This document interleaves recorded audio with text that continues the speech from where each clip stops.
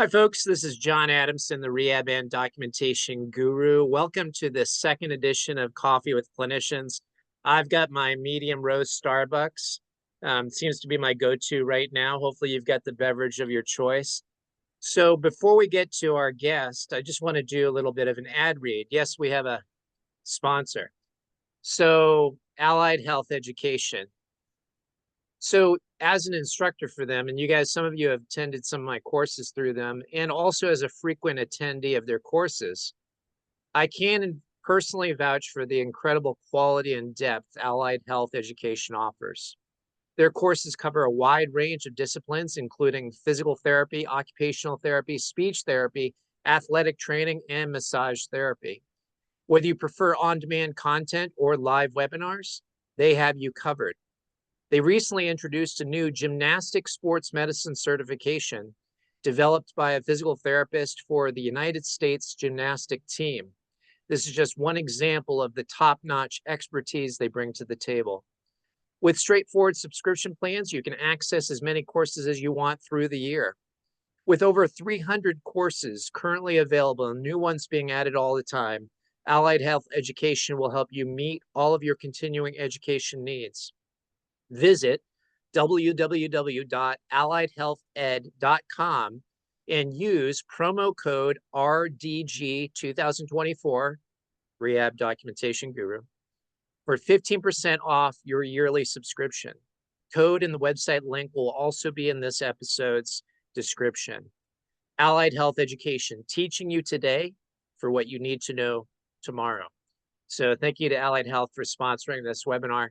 And so with that said, I'm going to introduce Zach Walston, PT, DPT, OCS. He is head of clinical at Second Door. And in his bio, he says that he's very much involved in clinical strategy, research, and content creation. So with that said, welcome, Zach. I appreciate it. You having me on the show. Yeah, my pleasure. So what are you drinking today? Do you have a coffee of choice?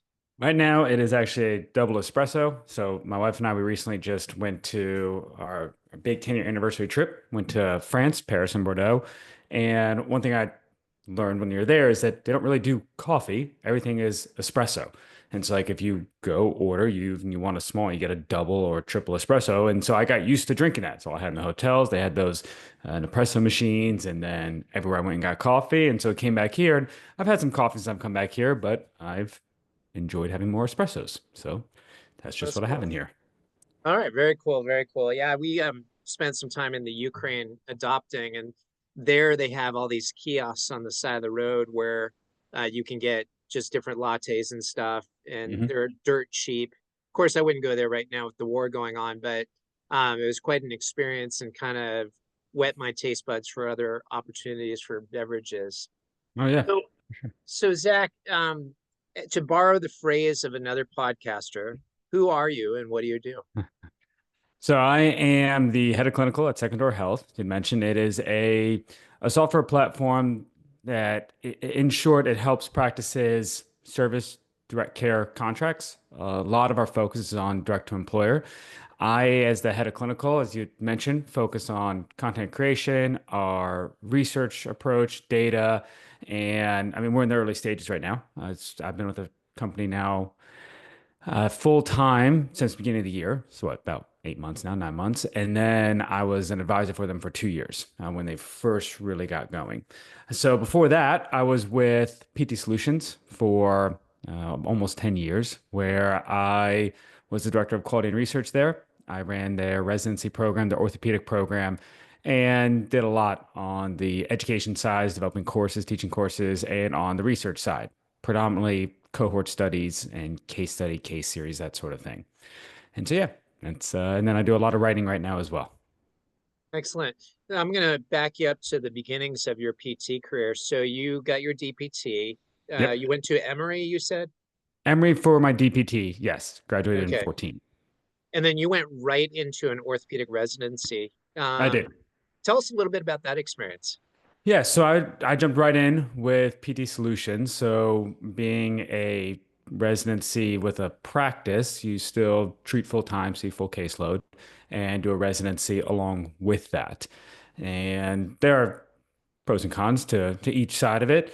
It was a great time for us to do that, not having any kids and to work with those student loans to still have a full paycheck. And so it was a great experience for me to really jumpstart my clinical understanding and treating patients and learning a lot. And then I pretty quickly went into operations. So after a year, took on my first clinic in Johns Creek, and then I opened my first one not too long after that. So what would that have been? The beginning of 16. And then by 17, I had a region of 10 clinics that I was running in East Atlanta.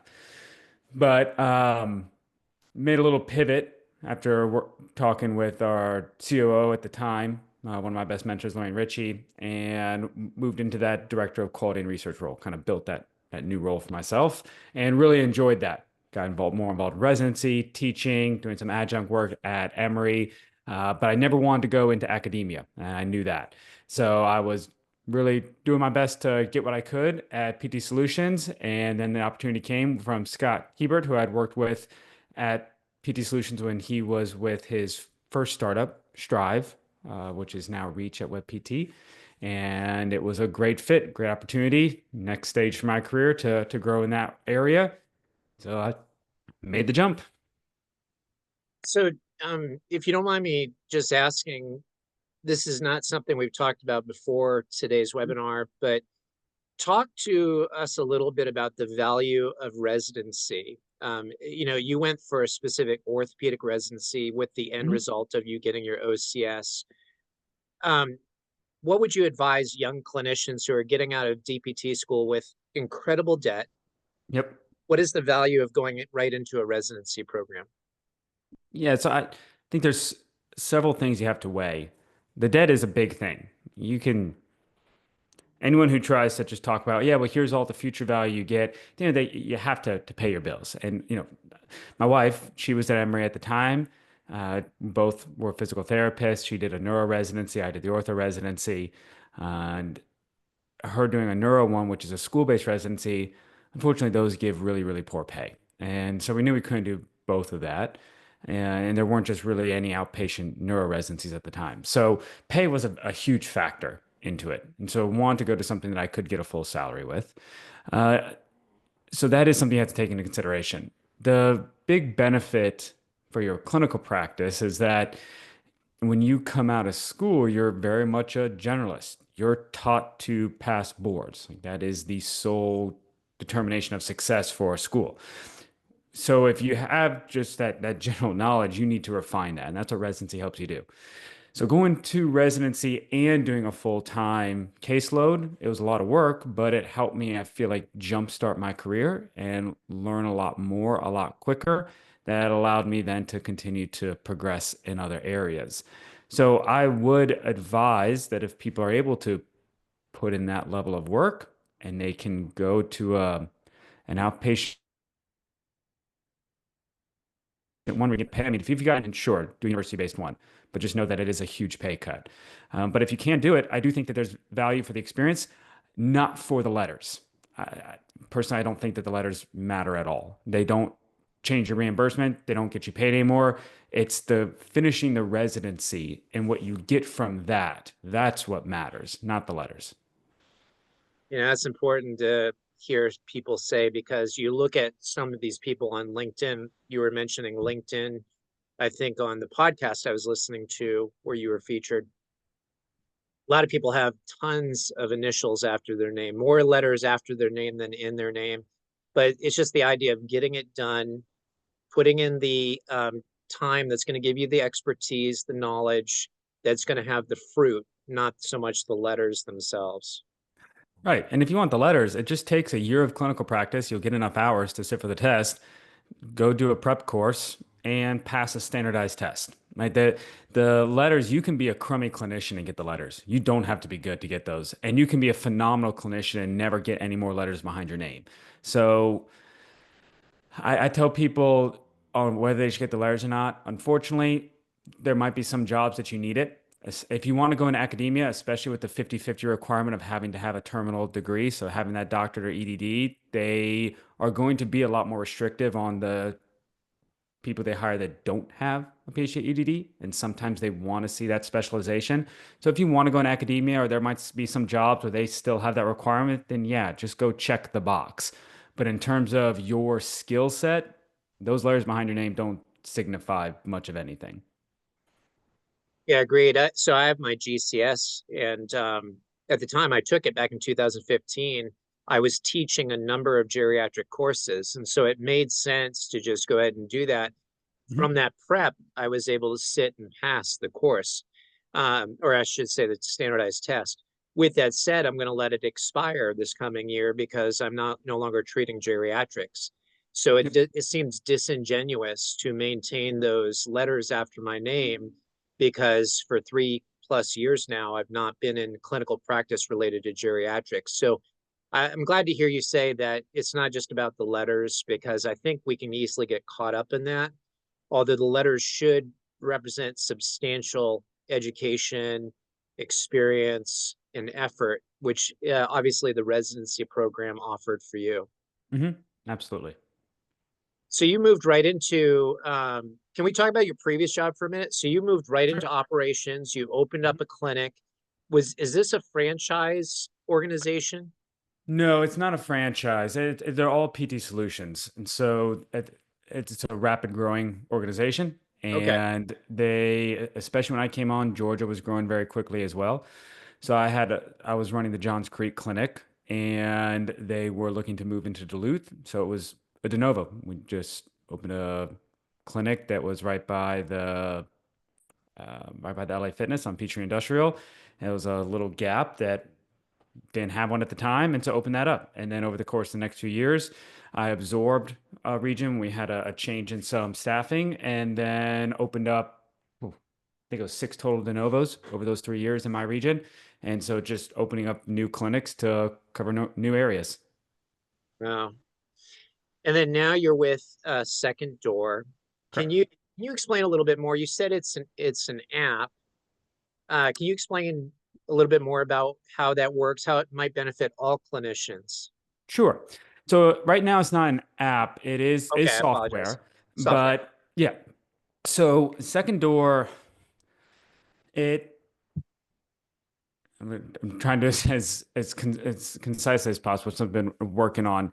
In short term, Second Door is software that has a few components. The biggest thing is, for example, like the digital front door, which is something that will help with enrollment and bringing in patients. It's going to help with triage and screening to get them into the right care. So if you want to, for example, triage someone into a telehealth first eval in person, ER, or like any kind of referral or education only, that's something that would be built in.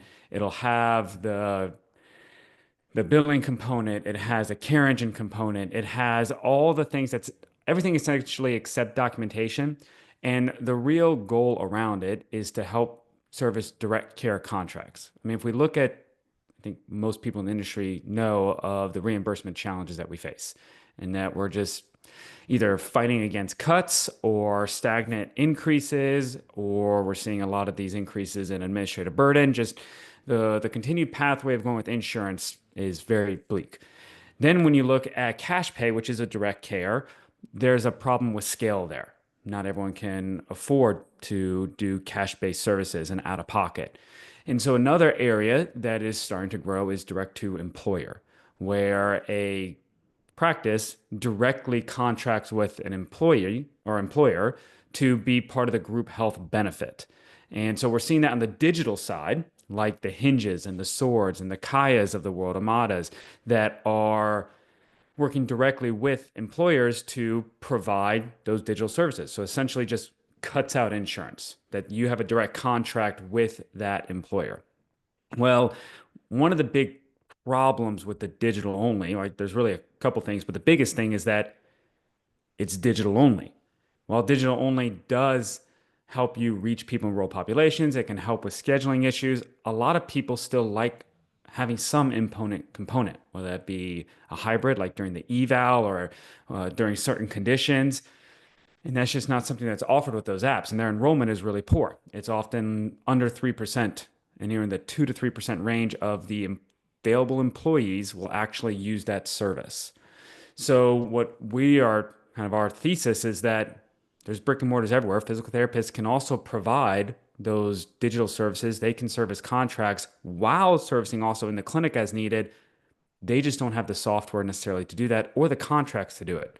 So we provide all the software that's needed to do that. Plus, we help them go win contracts. And so, as I said, it's hard for me to do that in a very short way, but that's essentially what Secondor is doing. And I'm the clinical arm of that. You talked a little bit about 3% compliance if you do a digital only outreach to patients, so to speak. So what have you seen in this hybridized model that you guys are helping develop in terms of like compliance? Patient keeps coming back to you as there's, as you determine their need is. Yeah. And so I would say quick just to be able to differentiate with the terms, it's not necessarily that they're not compliant, it's that they even enroll or use the program. So if you have 100 employees for an organization that sign up for Hinge, only two or three are actually using the service, saying, I want to go get physical therapy through them. So not necessarily their compliance. If we look at the data on how effective digital services are when they're used, they are effective. They're getting pretty much equivalent outcomes as in-person care. Now, granted, that's mean data. So some people are going to like in-person more and some people are going to like digital more. A lot of the advantages of digital is the frequent touch points where there's a lot of engagement, whether it be with a health coach or a PT via an app. It's just you can reach someone where they are and not rely on just seeing them one, two, or three times in the clinic. I can connect with them frequently. The issue though is that it's the enrollment that is so low. On the contract side, the hybrid, this is all a newer model, and we don't have a lot of published data. So anecdotally, just talking with individuals, we might see that number higher, 6, 7, 8%, somewhere there. So certainly higher than 2 to 3, but it's still, as I mentioned the word thesis before, it's still in the early stages on saying, okay, how effective is a hybrid approach? We just know from what we've seen in survey data and what patients prefer that a lot of them still want an in-person component. And so now it's being able to arm clinicians with that ability because there are practices out there that have contracts. There are private practices that are servicing them right now, but a lot of them are doing it brick and mortar only. We don't see a lot of this hybrid model yet, and that's something we're trying to help progress. I heard you in the podcast this morning that I listened to talk pretty passionately about the fact that PTs as profession should be very focused on the whole of the patient, biopsychosocial model of Mhm. care. So, and then this is kind of going to be a broad question for you, but how do you meld your background, which is evidence-based care, with using a proper biopsychosocial aspect of care? How do I meld it like in a digital health setting? In your setting, as what would you say to clinicians who are, especially PTs, we maybe look more at the bio side. Mhm. How do we make sure we're care planning appropriately for the whole entirety of the patient? Yeah, no, it's a great question. And a lot of it is individualizing care and acknowledging that those psychosocial components change the response that someone's going to have, not only to care, but also how you might prescribe it. And so here's an example, and this is something that recently happened with me. So there's some to really get to know more people in this space, there's a networking group that I work with called Web. And I recently went to an event that they had in Atlanta where we had a cardiologist come speak to us. And the cardiologist was talking about different screening procedures for cardiovascular disease. And I thought the talk was great with respect to a lot of things are screens are not valuable, that they're overutilized, and that is a big problem in healthcare in general. But one thing that really stuck out to me is that in this entire 45-minute talk on prevention and treatment for cardiovascular disease, exercise was never mentioned, and diet was mentioned offhandedly once as just eat better. And I think that, and I actually, and talking to the physicians too, I know there's a big jaded approach or mentality around diet and exercise. And I think a lot of it is because diet and exercise is often just prescribed as very general, one size fits all approach, and very restrictive. That just, all right, so for diet for cardiovascular disease or diet for diabetes, here's all the things you can't do. And it's just blanketly prescribed.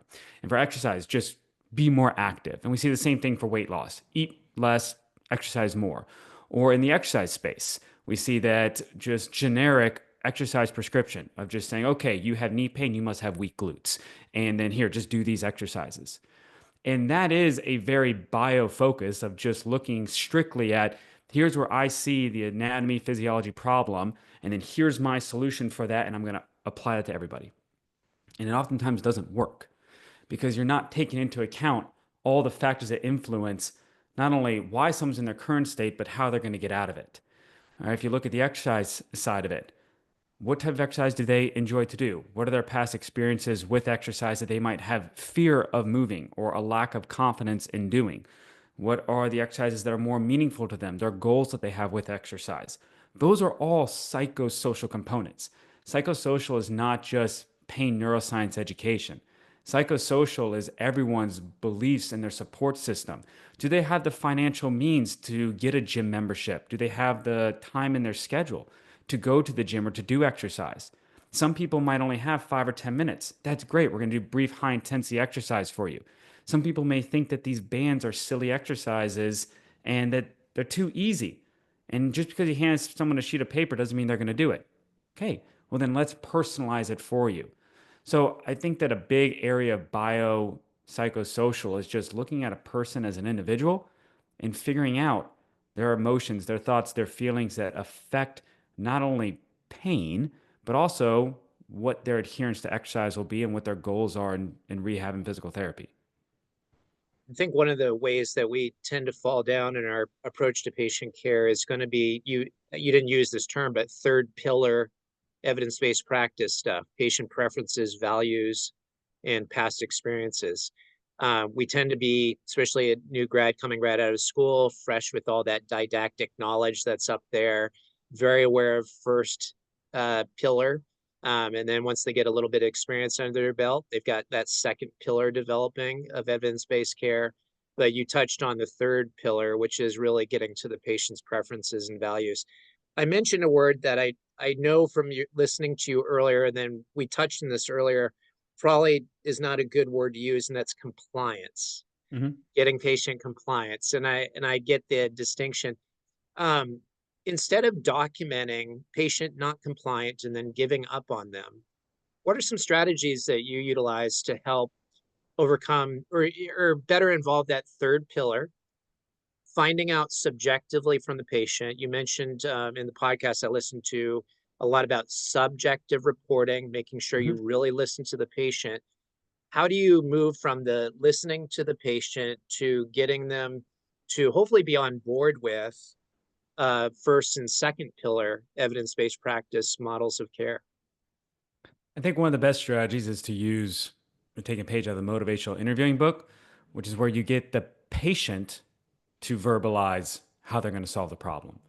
So when we talk about doing exercises, even if you identify the issue that you believe that that patient has and what the end goal is. So if it is, for example, getting their glutes stronger or being more physically active, it's then asking them, okay, this is the goal, so we want to get to. How do you think you can get there? What what do you think that could be done in this situation? Like ways to be more active. A lot of times we're going to give all the advice that we can do. Hey, I need you to get your step count out. So make sure you just take the escalator more, the stairs, or take a small water bottle so you have to go fill it up frequently, or park in a far parking space and you give ideas, or take your dog on a walk.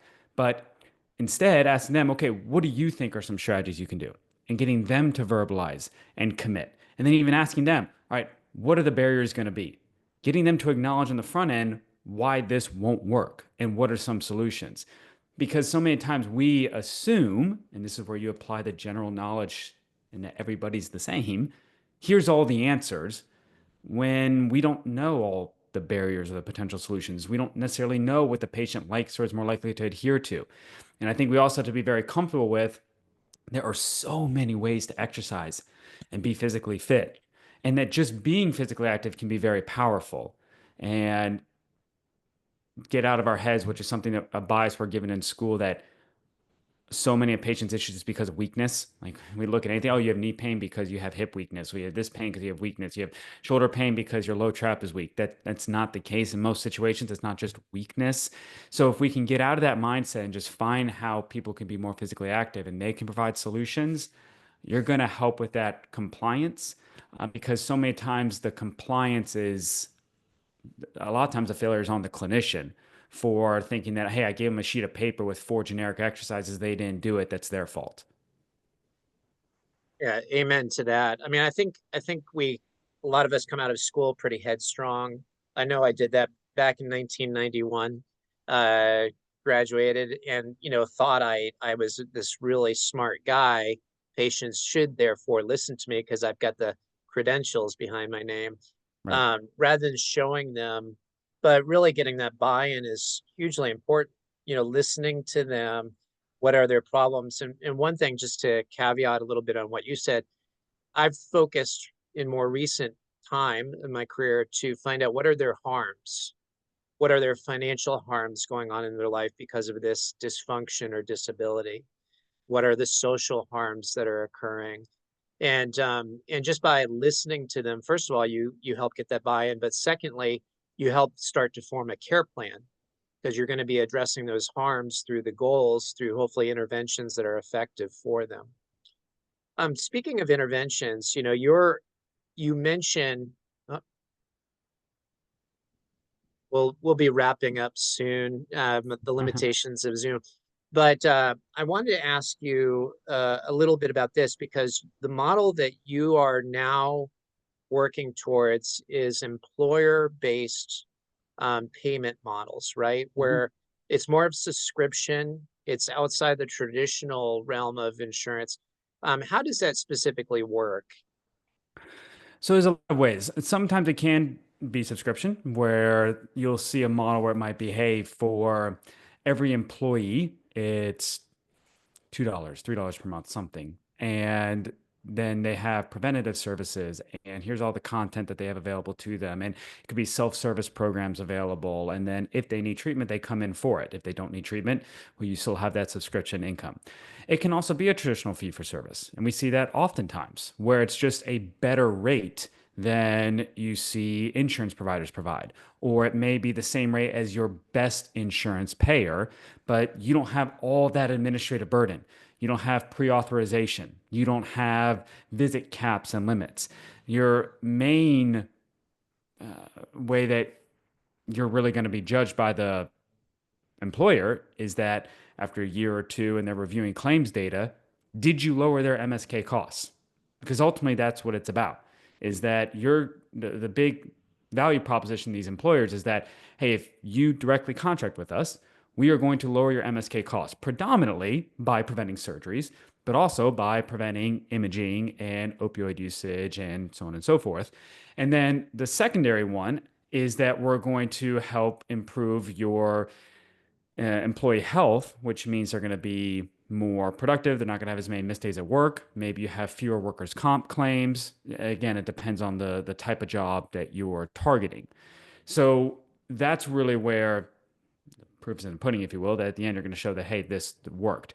But there, again, there can be, and there's also the a case rate that it could be. So instead of the fee for service on each visit, not by unit, it would just be that, hey, we might pay 125 or whatever per session.